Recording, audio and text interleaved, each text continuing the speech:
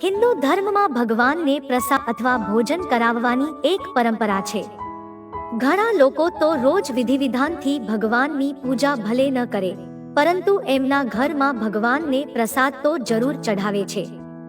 એમ તો આની પાછળનું કારણ એ છે કે શ્રીમદ ભાગવત ગીતામાં ભગવાન શ્રીકૃષ્ણ પોતે કહે છે કે જે જોઈ ભક્ત પ્રેમપૂર્વક મને ફૂલ, ફળ, અનાજ, પાણી વગેરે અર્પણ કરે છે, એમાં હું પોતે પ્રકટ થઈને ગ્રહણ કરું છું.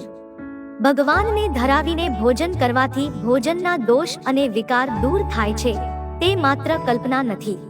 Research institute of spiritual science બેંગલુરુના રિસર્ચર્સે 30 વ્યક્તિ પર આ પ્રયોગ કર્યો હતો અને જાણ્યું કે એક એવું ભોજન કરવા પર તેની વિધિ અને ભાવનાની કેટલી અસર પડે છે. આ અસર અલગ અલગ હોય છે. ઉદાહરણ તરીકે 30 માંથી 12 લોકોને કહેવામાં આવ્યું કે ભોજન શરૂ કરતા પહેલા ભગવાનને ભોગ લગાવવામાં આવે ત્યારબાદ ભોજન ખાવું, અને 8 લોકોએ ભોગ લગાવ્યા વિના ભોજન કર્યું અને 10 લોકોને ફરતા ફરતા ભોજન કરવાનું કહેવામાં આવ્યું. 7-8 અઠવાડિયા સુધી કરાયેલા આ પ્રયોગમાં અભ્યાસીઓના સ્વાસ્થ્યનો એક અભ્યાસ કરાયો.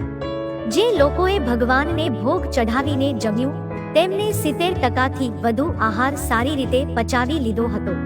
જેને ભોગ લગાવ્યા વગર સામાન્ય રીતે ભોજન કર્યું, એ લોકોના સ્વાસ્થ્ય અને પાચન શક્તિ પર તેની થોડીક વિપરીત અસર પડી હતી.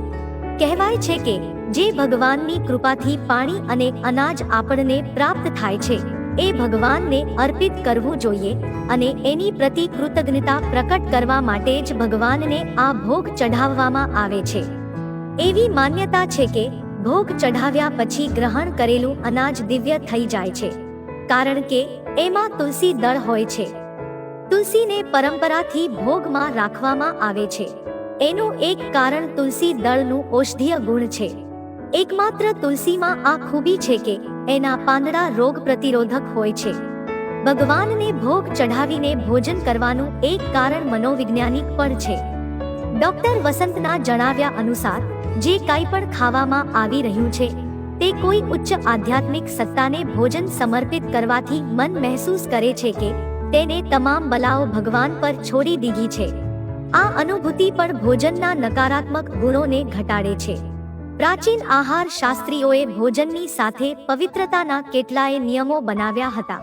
તેનું કારણ એ જે કાંઈ હોય, પરંતુ ડોક્ટર બેલોરીનું માનવું છે કે આ નિયમોની પહેલી અસર મનમાં એ અહેસાસ જગાવવા માટે મોટું કારણ બને છે કે જે ખાવામાં આવી રહ્યું છે તે દુનિયામાં સૂક્ષ્મ શક્તિઓ પર પણ થવાની છે.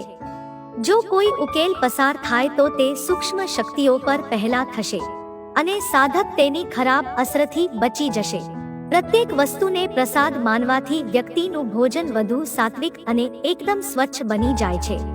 એવી પણ માન્યતા છે કે ભગવાનને પ્રસાદ ચઢાવવાથી ઘરમાં અનાજનો ભંડાર હંમેશા ભર્યો હોય અને ઘરમાં કોઈ અછત પણ આવતી નથી.